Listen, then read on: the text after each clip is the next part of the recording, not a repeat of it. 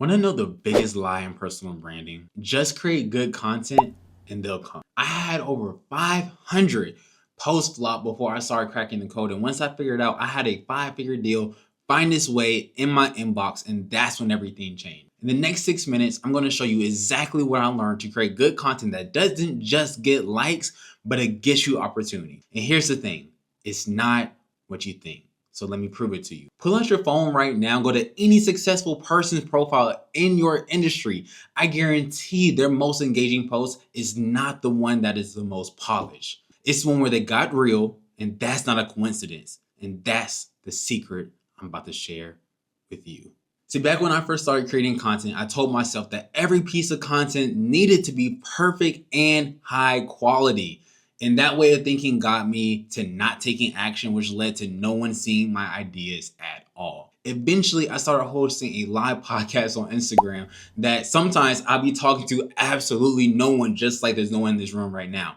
But I kept doing my unpolished live podcast, and every single week, my viewers grew, and now that podcast is ranked in the top 10% globally. What I learned from this was that I focus on being my authentic self, that I'll beat perfection every single time. Now let's break down the 4 types of content that actually work. The first one is story-driven content. So personal experiences, lessons that you may have learned somewhere, behind the scenes content, growth journeys, all things like that. For example, one story that I always love to tell people, when I was in college, I was a cross country and a track runner. Eventually, I ended up fracturing my leg. And from there, I had to ask myself, how am I going to make use of this opportunity? Because I still wanted to be able to get back to the team. And for myself, that was utilizing my, marketing skills, my media skills. So I was a videographer. I currently work for a news station as well. And I became the reporter for the team. And then I just kept on getting better at that, kept posting videos on YouTube, and eventually, alongside with something you've heard from the previous video, it helped me become an ESPN Plus producer because of doing a lot of storytelling behind the scenes with sports. So that was my growth journey from everything with that. So find your own growth journey. Next piece of content is value-based content. So quick tips, checklists, how-to guides, industry insights, and also maybe resource sharing, right? Any type of resource that you see. Now, if you want an example of a how-to guide, just go ahead and comment checklist. I'm going to send you my free personal branding checklist. So make sure you go ahead and comment checklist down below, and I'll send that to you later. Next piece of content can be engaging content. So like questions, polls, hot takes, community discussions, and other things along those lines. And the last one is going to be social proof content. So project updates, results, testimonials, wins, whether they are big or small. And that's one thing I love doing, is be able to share any small or big wins, because a lot of times we don't take the time to showcase those small wins along our journey, and we wait for those large wins to come. Now that we've gone, that's a mouthful.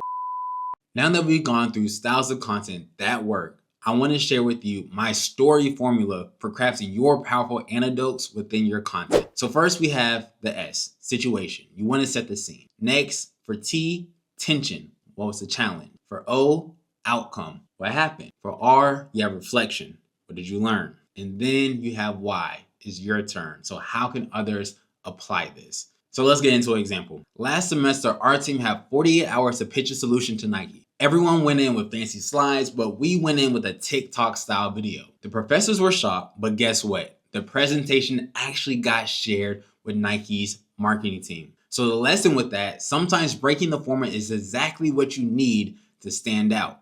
Don't be scared to create your own lane for your next project. So that's the example.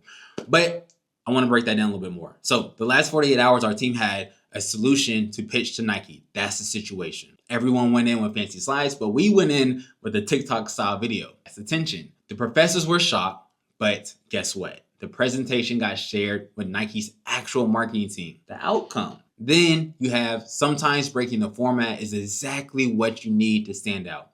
That's the reflection side of it. And then lastly, don't be scared to create your own lane for your next project. That's your turn. What can the audience do next? Now, let's get into our homework for this week. Your challenge is to create one story based on the story framework that we just spoke about, share one small win, and engage with 10 professionals within your industry. In the next video, we're going to be diving in how to turn these connections into real networking opportunity. Once you master the content that resonates, networking becomes so much easier, y'all. So don't forget, as always, personal branding is not about becoming somebody else.